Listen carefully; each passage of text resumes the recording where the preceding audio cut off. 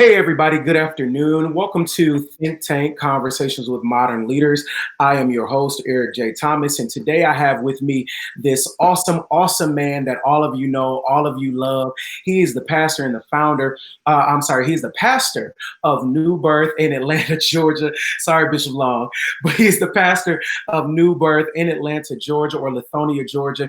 He is a social activist, and you know him, you love him, you've seen him. He's a mentor to all of you. Some of y'all listen to his sermons. Some of y'all try to mimic his sermons. Whatever the case may be, I have Dr. Jamal Bryant here with me today, and we're not going to take too much of his time. We're going to talk about some things, and I'm so thankful to all of you who are tuning in, and I'm thankful to you, Dr. Bryant, for being with me today. It's an honor. Thank you for having me.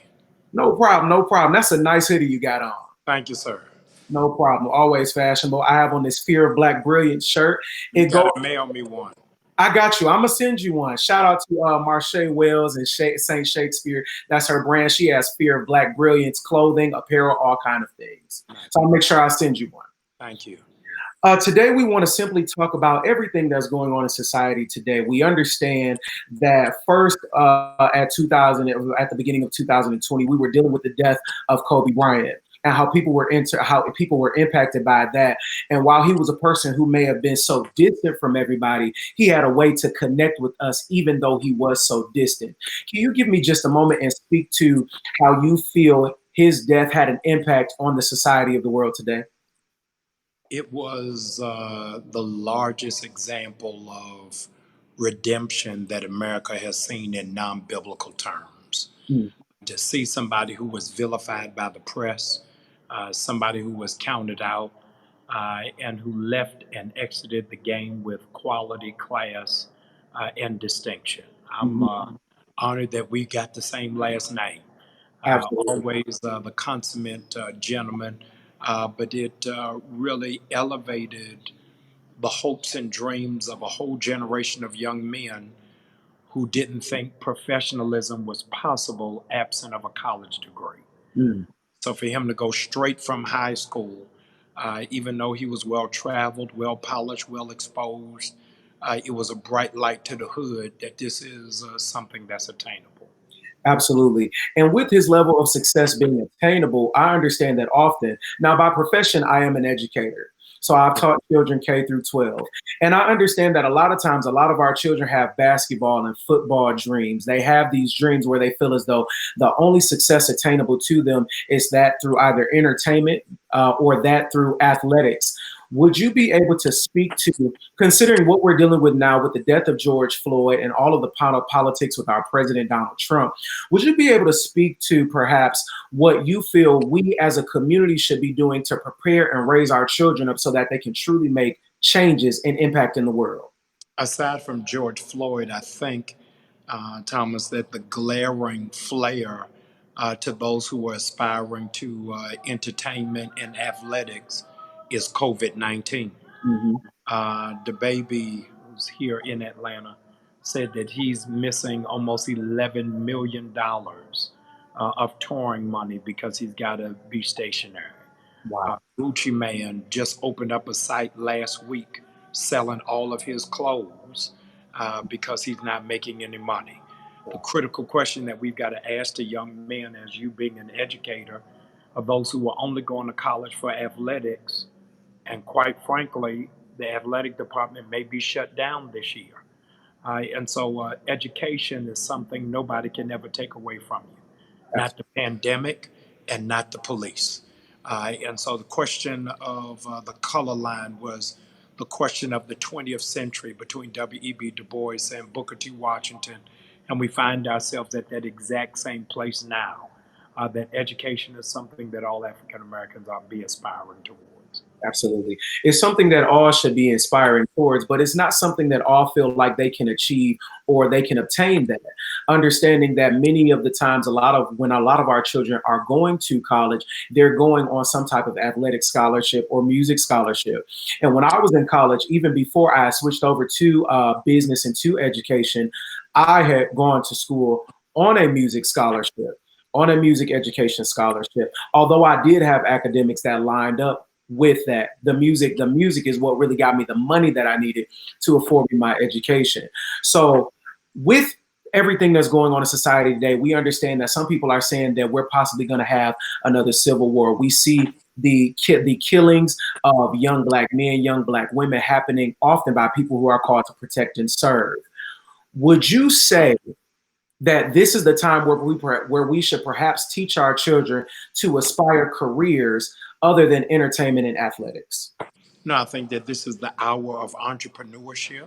Mhm. Entrepreneurship is the foolproof industry in the climate that we're in right now, both in COVID 19 and in Mr. George's case or the response thereof. Entrepreneurs who work from home have no threat of their business being looted.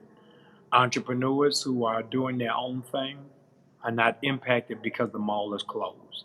Entrepreneurs understand that you are built for innovation and for sudden shifts.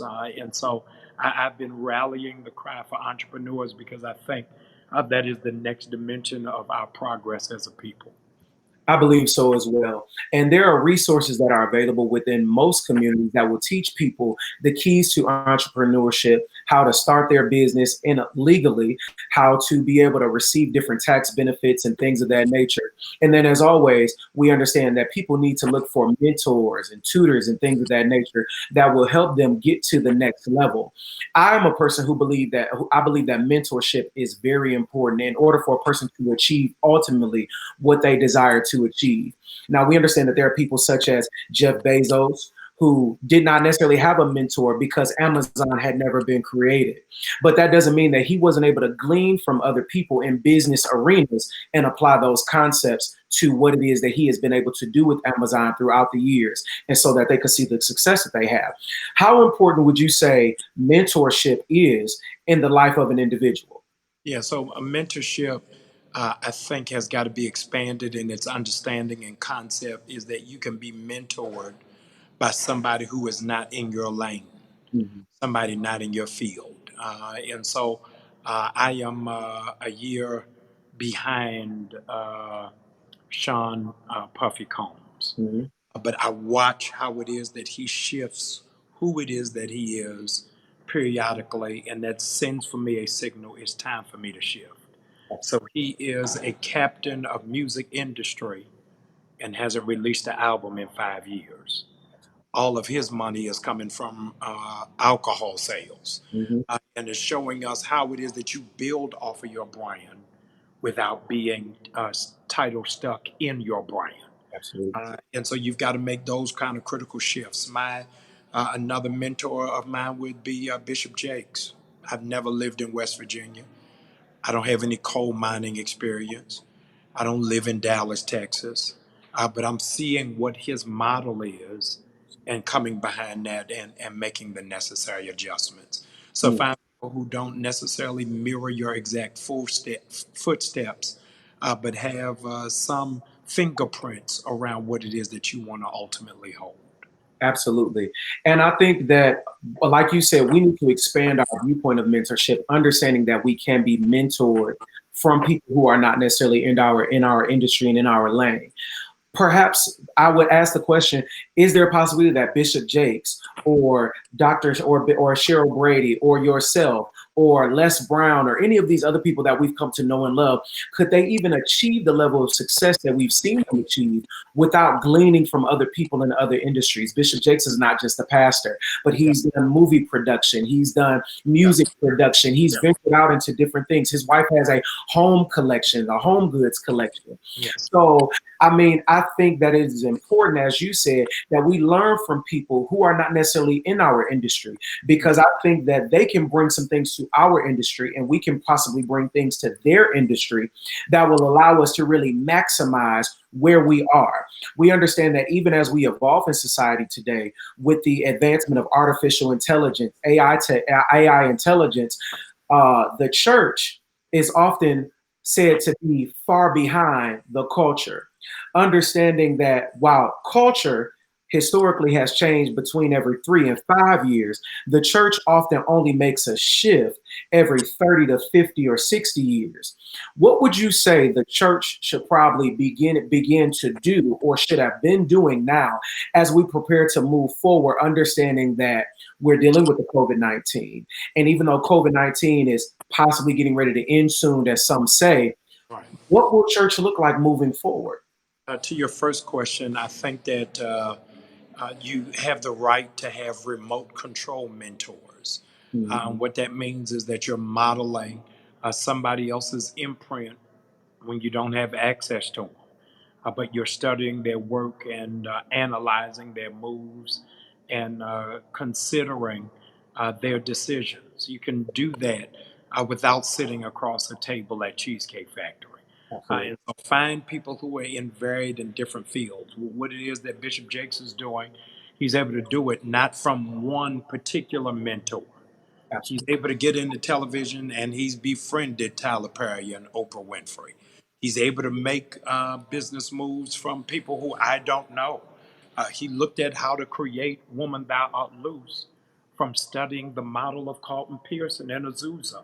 So have several different models and take all of that in. I think that the church is going to have to really reevaluate itself because of COVID 19, that the church was never intended to be a building, but it's supposed to be a movement. And so, what COVID 19 and the quarantine has ushered us into is a wall-less church of how to be fluid and not be stagnant. You're part of a generation that finds no allegiance in the legacy of a building, but will contribute to outreach in a community.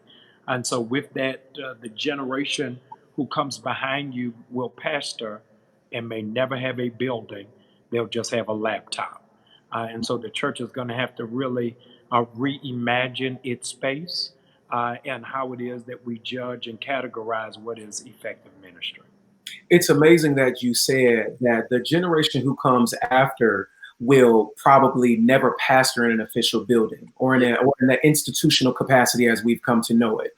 And growing up, I was taught that, quote unquote, the only real pastors were those that, you had a building, you had a steeple, you had all of the people. But that has shifted. We've seen para ministries become popular.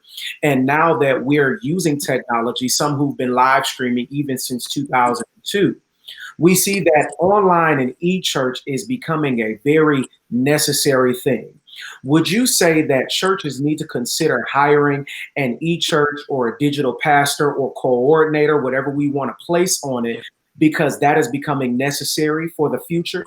That's the only way you'll be able to be relevant. 5 years from now, churches that don't stream will look like museums.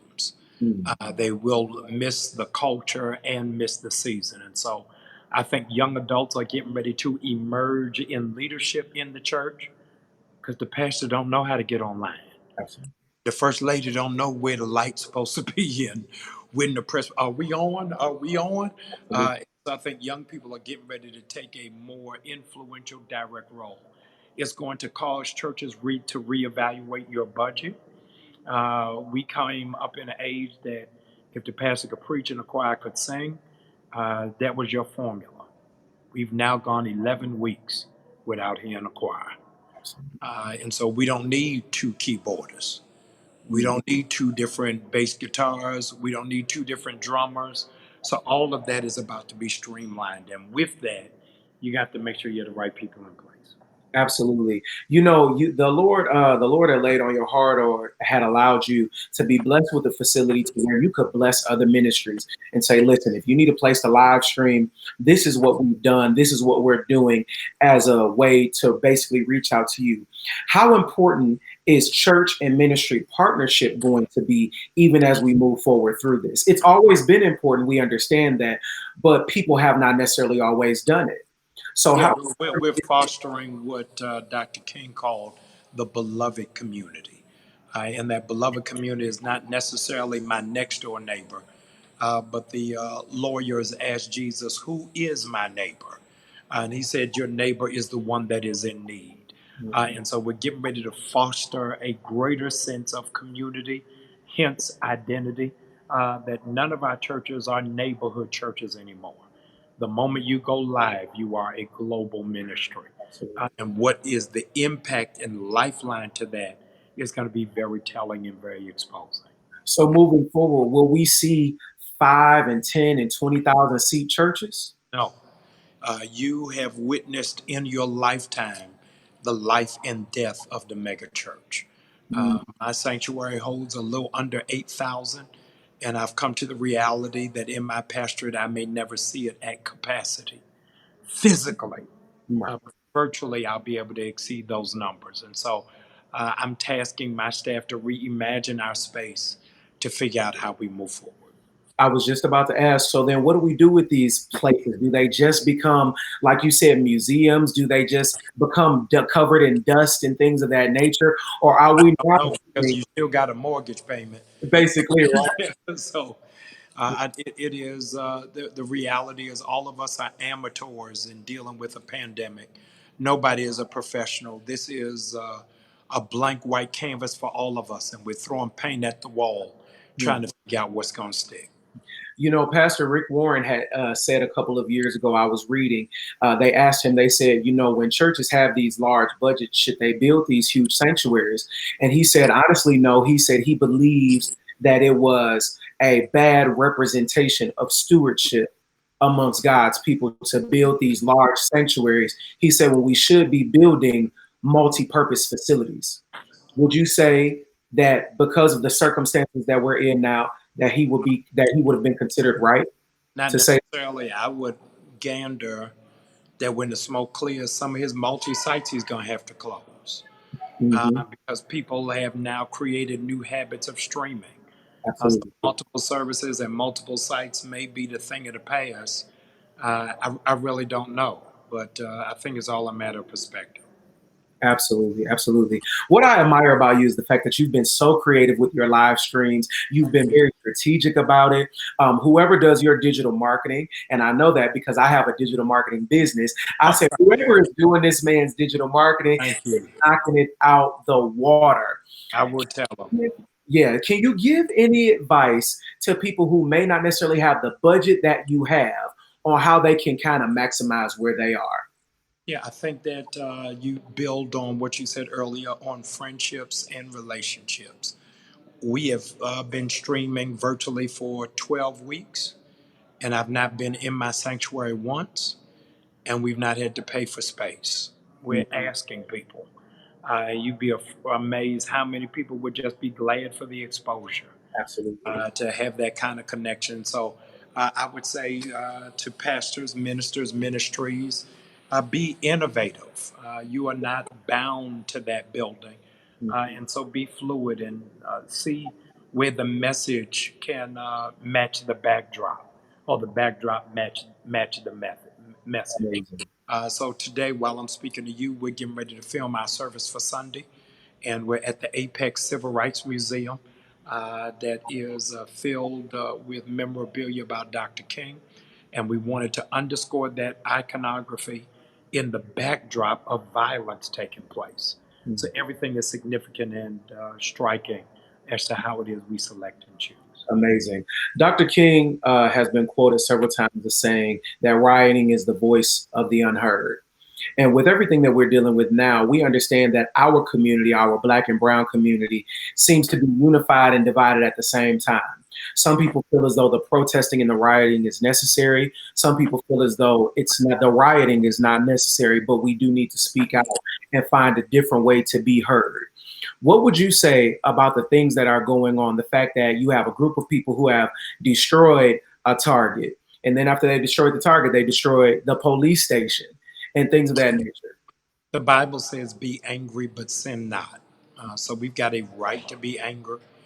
We've got legitimate cause to be angry.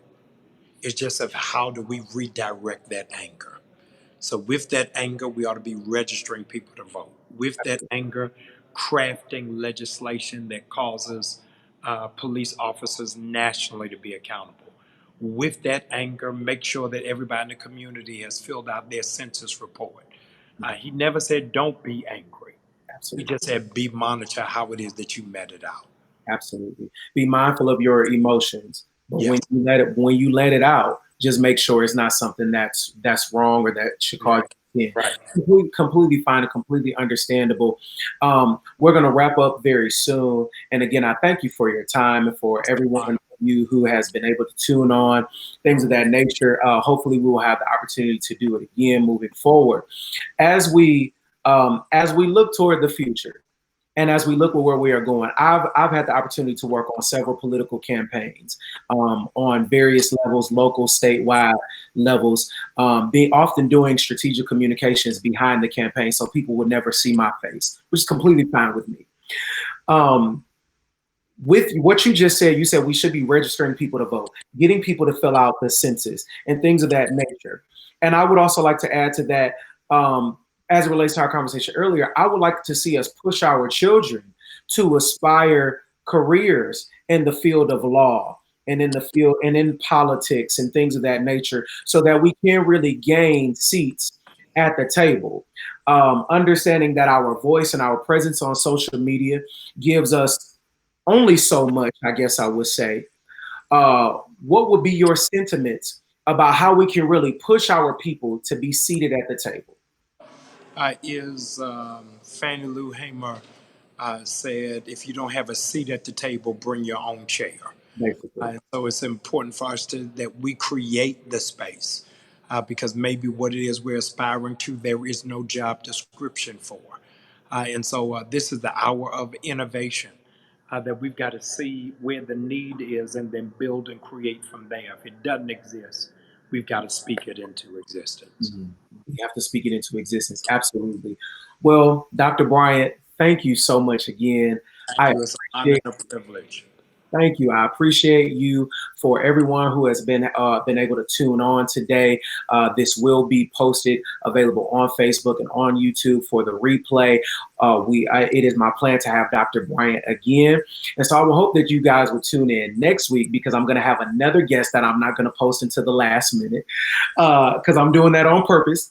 But Dr. Bryant, again, I'm looking forward to our connection. It No, is no, absolutely. It's an honor, and please, man of integrity, while they're watching, don't forget to mail me my T-shirt. I'm not gonna forget. I'm gonna go ahead. I'm gonna get it right now. So I just need to know your size, and I'm gonna Mail get. me a large. All right, I got you. I'm gonna get you a large. I'm gonna get you a Thank large. you. Only reason why I wear this large is because I've been in the gym. So Right. yeah. As soon as they open up these gyms or whatever, I'm right back to it. So this might start looking like a medium. I don't know. No, no, you wearing it well. Thank you, sir. I appreciate you. Thank you, Dr. Bryant. You have a great day. Thank you to all of you who have tuned in. Until next time. Thank you. Be safe. Likewise.